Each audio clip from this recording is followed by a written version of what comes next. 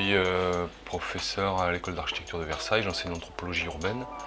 Et puis en marge de mes activités de recherche sur la ville, j'ai des activités plus littéraires, on va dire, c'est-à-dire j'ai des enquêtes, des récits d'enquête, et puis plus récemment, là, je vais vers la fiction en fait. Ça part de l'enquête, ça part d'une enquête ordinaire. Je retrouve un ami à la pharmacie de mon quartier. Et donc ça part vraiment de l'enquête. Ça part vraiment d'une base vraie, d'une base notée. Après coup, je me souviens de ce que me dit cet ancien pote que j'avais, un ami de 25 ans, quoi. Et ça part de là. Et après, ça part vers la fiction pour tester des hypothèses, en fait.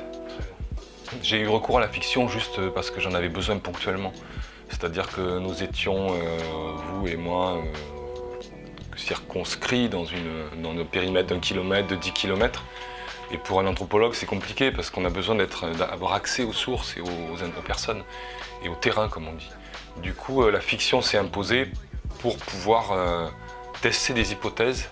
Qu'est-ce qui se passe si ma vie de famille que je suis en train d'observer, avec l'autorité parentale qui est remise en question, avec l'angoisse de mes enfants pour le futur, de se projeter dans le futur. Qu'est-ce qui se passe si je me pousse le curseur avec la fiction, si je vais un peu plus loin, et quelle situation est-ce que ça génère? Mais je pense que dans un contexte hors confinement, je n'aurais pas eu besoin de la fiction en fait. Je ne me pose pas en spécialiste du survivalisme. Mais ceux que j'ai rencontrés, ça m'intéresse énormément parce que c'est un rapport à la nature qui pourrait être presque comme Heidegger, c'est-à-dire être en prise, être capable de comprendre ce qui se passe, la faune, la flore, tout ce qui nous arrive en fait, et être capable de survivre et d'acter de la fin du monde est une chose qui me semble assez juste quelque part. En fait, je pense que les survivalistes, comme le dit Heidegger, ils occupent une place ils ont compris un peu leur place sur Terre. Mais sauf que, à une exception, à une nuance près, mais qui est de taille, c'est-à-dire ils n'expriment pas leurs émotions. Ceux que j'ai rencontrés en tout cas. Ils ont une autodiscipline qui fait qu'ils n'expriment pas leurs émotions parce que c'est une vulnérabilité. La peur, la joie, adhérer à une idéologie aussi. Le but est juste pratico-pratique, c'est-à-dire survivre.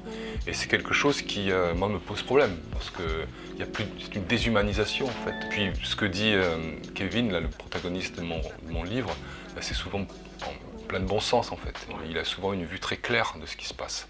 De la politique, des gouvernants, des enjeux du capitalisme, des inhibés, etc. Il est assez au clair avec ça.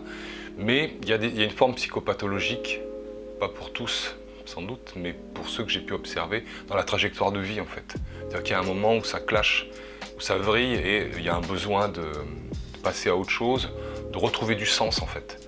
Et c'est une façon assez radicale de retrouver du sens que de considérer qu'on n'a plus à vivre mais juste à survivre en attendant la fin du monde. Je suis conscient de mes contradictions, je vis pas loin de la forêt médocaine et je travaille à Versailles, donc il y a des mouvements pendulaires qui sont juste insensés sur un plan écologique. Je suis conscient de ça, je vis avec mes contradictions, j'essaie de les accepter, mais je n'ai pas cette volonté de rompre avec un mode de vie en fait. Je pense juste qu'on peut composer, y compris dans la ville.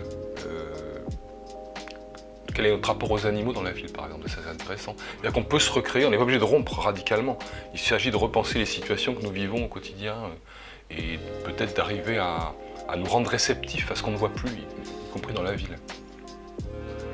Non, l'angoisse de mort, elle surgit vraiment dans la modernité, en fait. La modernité, on peut la dater. C'est pas la première révolution industrielle, c'est plutôt les 30 glorieuses, c'est la queue de comète des 30 glorieuses. Et aujourd'hui, l'hypermodernité, c'est-à-dire le smart home. Vous voyez, vous arrivez chez vous avec votre appli sur votre iPhone, vous pouvez vous connecter avec tout, la température de votre appartement, la musique que vous avez choisie, l'ambiance, la lumière, etc. Et ce que je veux dire, c'est que l'angoisse de mort, elle surgit à ce moment-là. Quand vous comprenez que vous n'avez aucune prise avec les contextes. Et du coup, ce qu'on appelait le bon sens paysan, enfin, en tout cas en Occident ou en France, ailleurs dans d'autres pays on doit l'appeler autrement. Mais c'était une façon de ne pas se poser cette question, puisqu'on est d'abord occupé, donc on ne pensait pas à la mort. Et la mort, elle surgit quand vous n'êtes plus occupé. Je pense que c'est très territorialisé, c'est-à-dire que c'est les villes qui pensent comme ça, les métropoles. Mais dès que vous allez hors des villes, le survivalisme, c'est sans doute un mouvement un peu marginal, quoi. Mais vous avez simplement beaucoup de personnes qui ont un rapport à la nature qui est très riche, en fait. Qui est plus authentique, au sens où les mots utilisés s'embarrassent pas de savoir si c'est sur un réseau social ou pas. Donc c'est très, pour vous répondre, je pense que c'est très lié à un phénomène urbain en fait. L'économie, elle est produite dans les villes.